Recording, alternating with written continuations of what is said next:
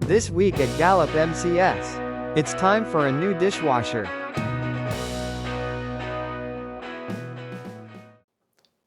Hello everyone, Josh Gallup with Gallup's Maintenance and Cleanup Service again. Here to do a dishwasher today. This dishwasher I've worked on before. Last time I worked on it, it was missing a couple parts. So I was able to source the parts that are needed in order to get it functional. But the unit has finally died. It started out by not heat drying anymore. Then eventually the jet dry stuff, it just would release the entire thing. And now it just comes on and off at random. So the customer decided to go ahead and pick up a dishwasher that was on sale. So let me show you what we got here. So we've got a stainless front, GE style. It's an older unit. It's got some, signs of heavy usage. Last time I came, I replaced this little part here that was completely missing. So this thing didn't spin and clean nothing. So I'm going to go ahead and pull this dishwasher out and install the new dishwasher. Now in Tennessee, a handyman such as myself can replace a light fixture or an appliance like this without any kind of special licensing. But as long as it doesn't involve any new wiring or that kind of thing. But dishwashers nowadays have a plug on them. So I'm pretty sure that this one has an outlet behind it already. So I shouldn't have to do any kind of electrical or and with the plumbing, all it is just switching the lines. So we're totally safe and good. And I always try to make sure everything's on the up and up with my customers. So let's get to it. Okay, so even though I don't believe that this dishwasher is hardwired, I'm going to go ahead and shut off the breaker, just in case of safety first. So I'm here at the breaker. Looks like, I don't know if you can see that or not, but the dishwasher is on circuit number 25. Yes, 25. So I'm going to go ahead and find 25 right here. Switch it off. We should be good. I'll turn that back on when I'm ready to test the washer to make sure it's doing the job it's designed to do. All right, go ahead and remove that.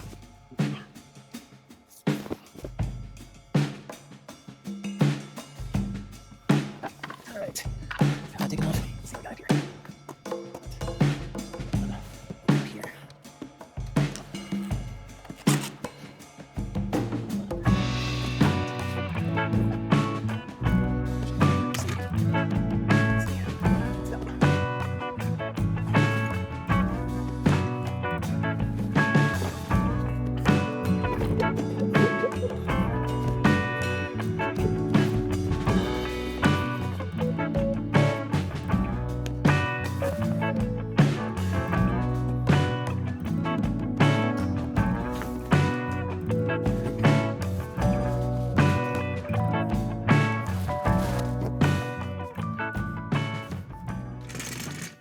All right, I'm gonna go ahead and unhook this drain line, and then we'll get to unboxing the new one here in just a minute. All right, I got the dishwasher pulled out here. Let me show you what we're looking at. So down here we have the usual, looks like, we have the hard wire to an outlet, drain line, and positive line. Here's the old dishwasher. It's kind of sitting over here.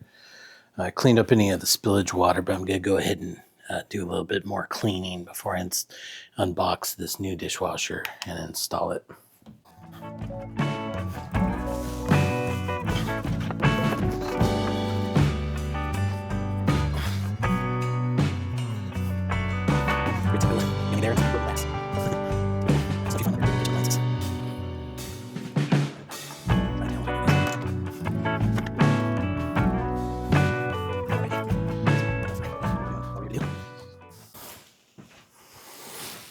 All right, so let's go ahead and get this thing unboxed. There's a line on the bottom that says cut here. So that's where I'm gonna cut.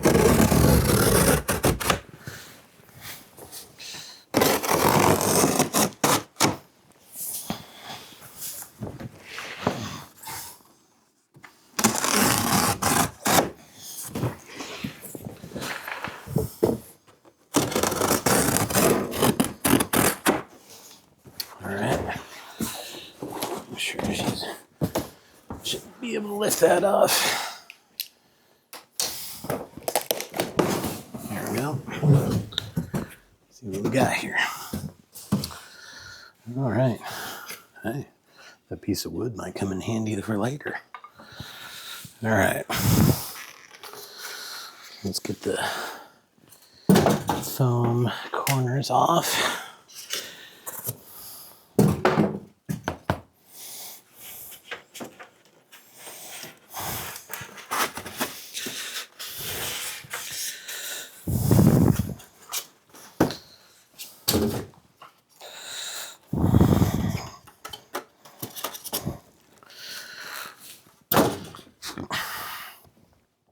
All right, let me turn around for you so you can see it. So this has this blue safety over the stainless, so we'll leave that on until it's completely installed, so it's to not scratch anything. I don't see a manual. It's probably inside it. Let's take a look. Oh yeah, what we got here? We got more foam. It's cool.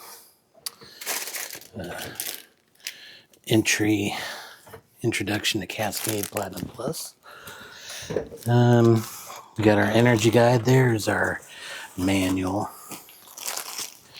So I'll set this up here. Go ahead and cut this zip tie off. The energy guide. Estimated yearly cost $34. Not bad to have someone else do your dishes for you. All right.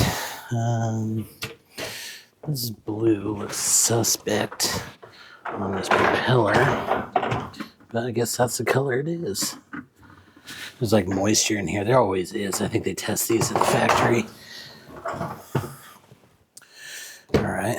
Let's make sure there's no special instructions here. I can already tell we're gonna have to bend these tabs to match underneath the granite countertop there.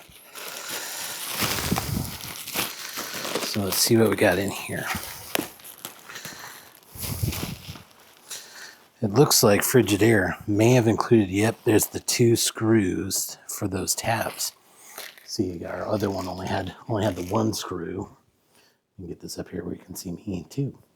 And there's the other one that had only the 1 screw. So Frigidaire included 2 screws, which is perfect, so I don't have to use the drywall screw. And I'll take a look inside. Installation. See what it says about the pigtail on this. It says, okay, got a number of drain stuff we don't need to worry about because this is an existing system.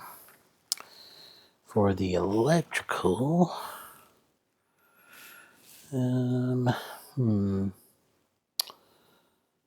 does it have the pigtail already attached? I guess we'll go ahead and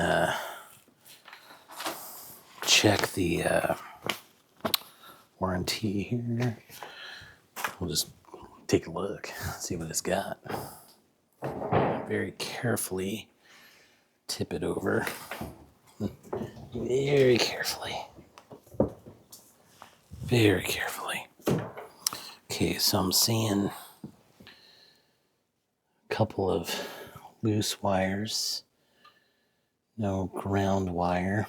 It's supposed to be a junction box. I don't see that. Tip it back up gently. Gingerly. And Gonna take the, oh, there's a little bit of water in there. Go ahead and put that towel down. Start soaking that up.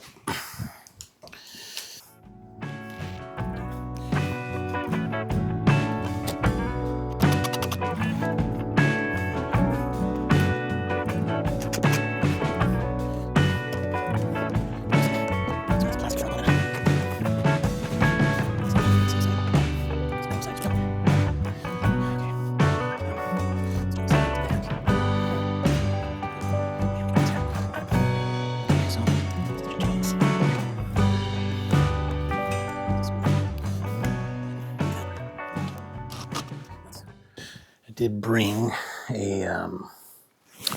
a pigtail with me, just in case this didn't include one. Let's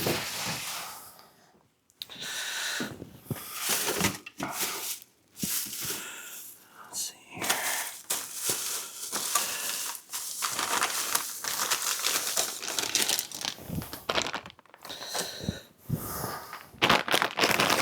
There we go. Dishwasher power cord.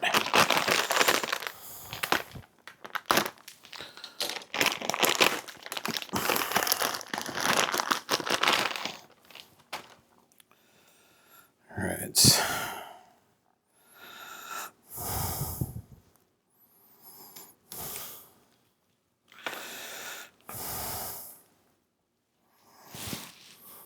Okay, which is about 5 feet long.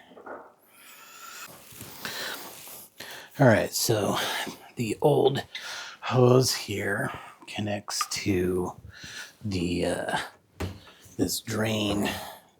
So we're gonna reuse this since there's nothing wrong with it. It's actually a pretty good design. So let's see if I get the right nut driver. I brought out my nut driver set from the van because I was tired of using the crescent wrench. So let's see what we got here.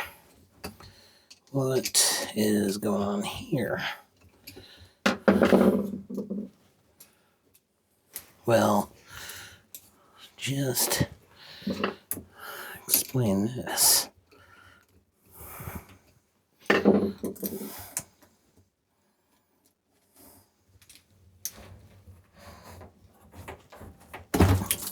Ooh, more water. Oh boy. Okay. Okay.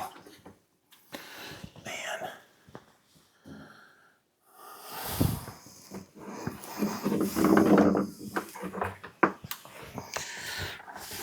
All right.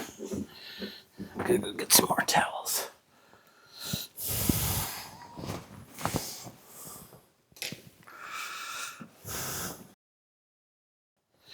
Some more towels. Again, mop that up.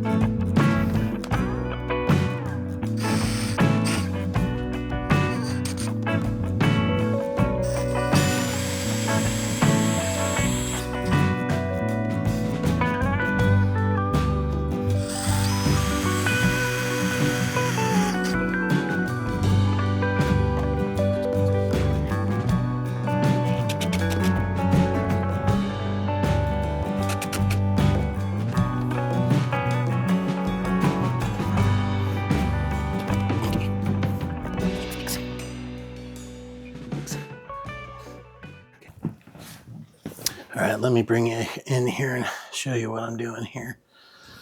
Let's see. So, grab my phone flashlight. Is there. Okay. So here we have the power cords all hooked up. The water line here is turned on. I felt around here, there's no drips whatsoever. So that's good to go. So now we are ready to test, run a cycle, and make sure that there's no issues with the installation. I do want to reach under here and pull this drain line a little closer to where I can actually keep an eye on it, because if that thing drips, then we've got problems. I don't think it will, though. All right, so I'm gonna head to the breaker panel and turn that back on. Hopefully everything's good.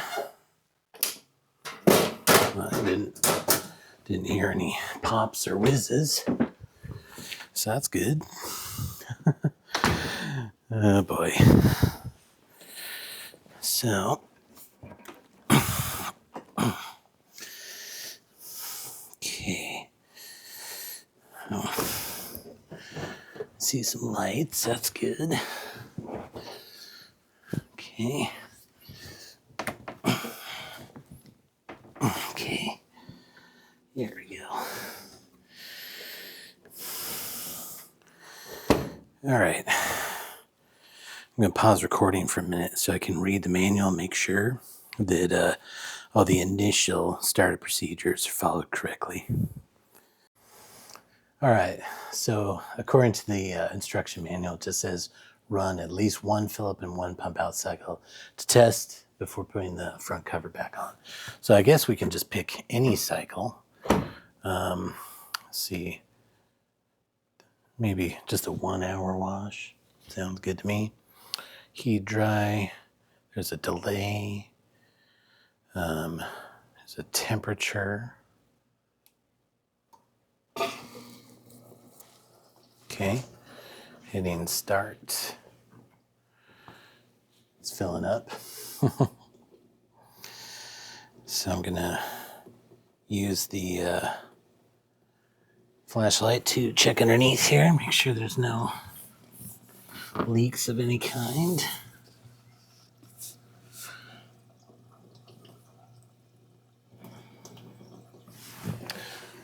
So far, we're real good. Oh, it's doing something. Anyway, I'll pause it for a minute now, and I'll pour it back after it's all said and done. All right, everyone. I just let the machine run for about 40 minutes or so. There was no leaks on the positive side. On the drain side, there was a couple little drops, so I just tightened it a little bit. It was just enough to stop it. So I let it run for a little while longer just to make sure. We'll go through a couple cycles. So now I think it's time to go ahead and put the front plate on the floor. I went ahead and already removed the blue protective plastic. And down here, see, that's where the front plate goes right there. So I'll put that on, and you guys probably don't need to see me do that, so I'll go ahead and let you go for today. Thanks for watching. Please like and subscribe, and give me a call if you ever need any work done in West Tennessee or wherever. Thanks. Have a great day.